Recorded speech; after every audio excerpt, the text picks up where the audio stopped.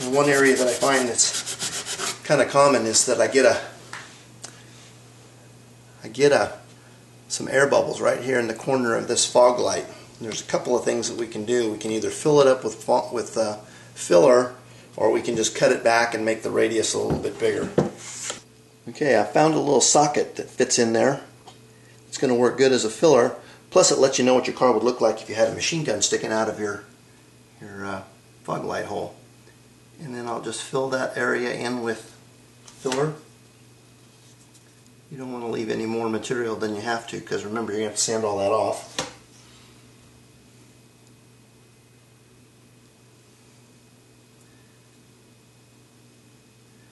And we'll let that harden up. Now before that filler hardens too much, you can come back here and you can do a little bit of shaving to keep you from having to sand later, and just kind of carve that shape into here with an X-Acto knife. X-Acto knife is going to be one of your best friends when you got a little model like this. Just shave that down until it's flush with the surface.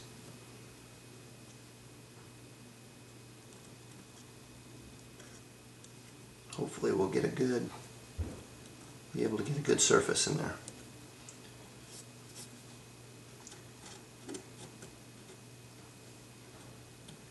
It also would have helped if I would have waxed my socket before I put it in there. But I think it'll probably still break free. There we go. Now we've got kind of a little cloud built into there. You can shape that just a little bit while the Bondo's still a little bit soft. You shouldn't have anything on the inside of here because that's where the socket was. Everything should be on the outside. And then we'll just take and work that down a little bit. You can do this while the Bondo's still a little bit soft, not too soft.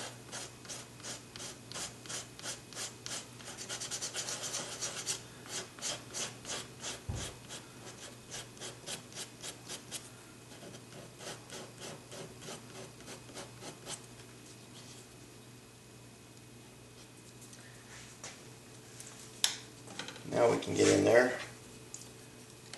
something round.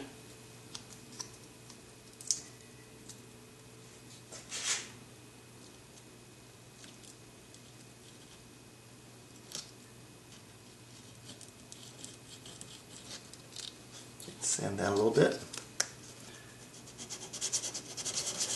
So we don't want too coarse of a paper.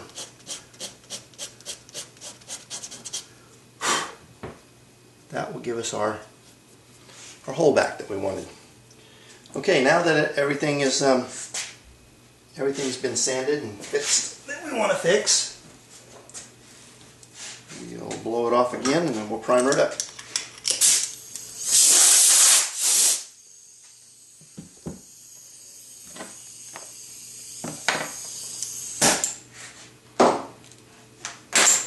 I like to set it up on something.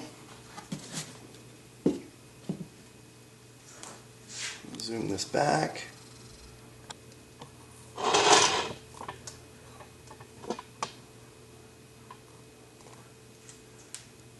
And then when we go to primer it,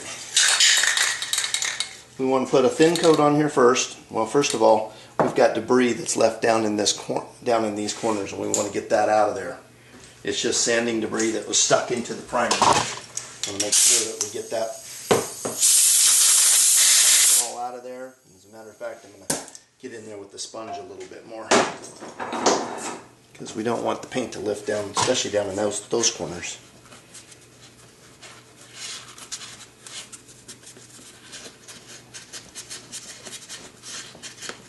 Let's see, we've got a little Bondo on that corner we don't want either. Okay, now we got those cleaned out. Make sure you clean out the gaps around all the windows, because those tend to fill up with sanding debris. First thing you want to do is you want to give it just a light misting coat. And the reason for that is it gives your next coat something a little, it puts a surface on there that the next primers can grab into and gives you better adhesion than if you just put it on full wet right off the bat. Then you create a surface that can easily peel. So a light misting coat like that and let that flash off for a few seconds.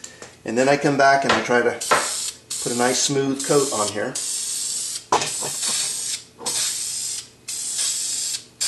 Across all those areas that we sanded. I go ahead and coat the entire car because I know that there's some places that we'd sanded with the medium sponge that's going to be too rough for finished painting.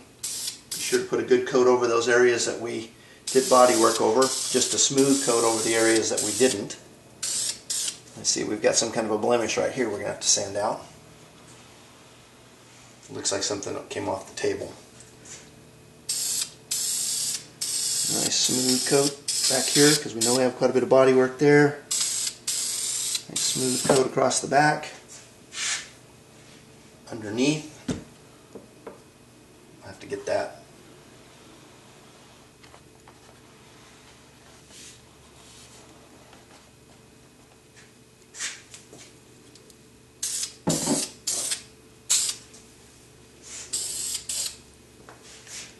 And then I usually will give it another coat across those areas that I know we did body work on, just to give us a little bit more to sand on later. And that is about all I do for the finish to get it ready to paint as far as body work. We got this little corner here fixed where the fog light had a problem. We got these areas here fixed.